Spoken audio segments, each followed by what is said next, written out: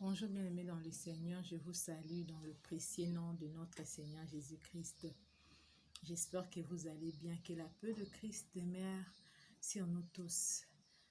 Seigneur, nous prions au nom de Jésus-Christ que tu viennes avec nous en ces moments, pendant cette exhortation, pendant ces moments de partage. Père, nous prions que tu viennes nous conduire, nous diriger, prends contrôle de toutes choses. Que ton Saint-Esprit prenne contrôle de chaque aspect de ces moments. Nous te supplions, cher Saint-Esprit, au nom de Jésus-Christ. Amen. Aujourd'hui, par la grâce de Dieu, j'aimerais partager avec vous sur le livre de 1 Pierre, le chapitre 3, le verset 1 et jusqu'à 4.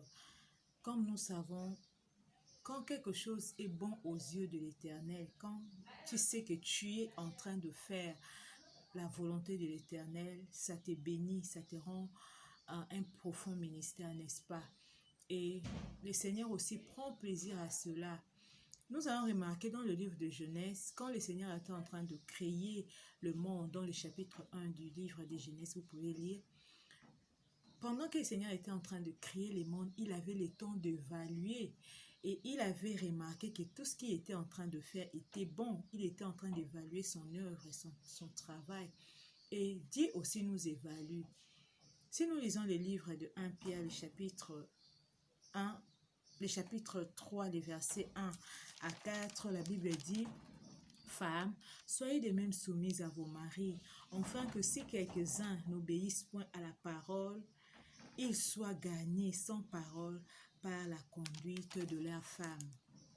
En voyant votre manière de vivre chaste réservée, ayez non cette parure extérieure qui consiste dans le chevet tressé, les ornements d'or ou les habits qu'on rêvait, mais la parure intérieure est cachée dans le cœur, la pureté incorruptible d'un esprit doux et paisible, qui est d'un grand prix devant Dieu. Voilà, un esprit doux et paisible et d'un grand prix.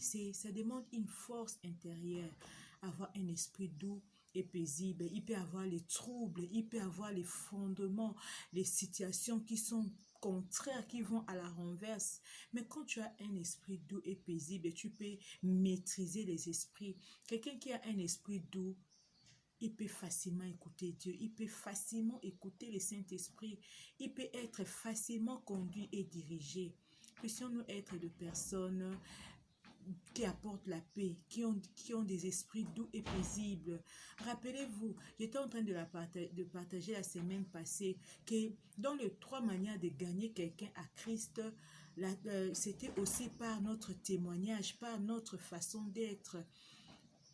Si on voit que des personnes sont autour de toi, ils sentent la paix, cette parfum que tu dégages d'un esprit doux et paisible, ils peuvent croire, juste pas par parole, mais juste par le fait de rester avec toi. Ils sont influencés. Juste en restant, cette paix que tu dégages à l'intérieur de toi, tu peux gagner plusieurs au Seigneur Jésus-Christ. Puissions-nous travailler de la même manière, nous travaillons pour nous vêtir, pour être jolis, pour être beaux extérieurement. Puissions-nous aussi nous investir pour avoir cette parure extérieure, intérieure qui est d'un grand prix aux yeux de l'Éternel. Les femmes qui parlent moins sont d'une grande bénédiction, même pour leur époux.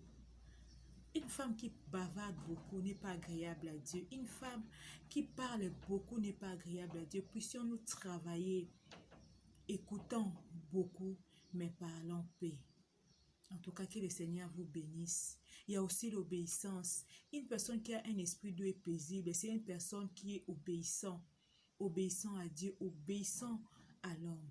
Puisse le Seigneur nous bénir davantage et nous accorde de rechercher cette parure intérieure qui est d'un grand prix aux yeux de l'Éternel.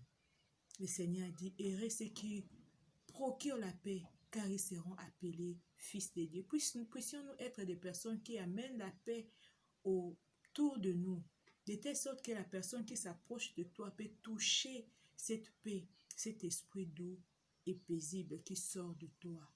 Et quand cela déborde, ça va de l'intérieur jusqu'à l'extérieur. Que le Seigneur vous bénisse abondamment au nom de Jésus-Christ. Amen.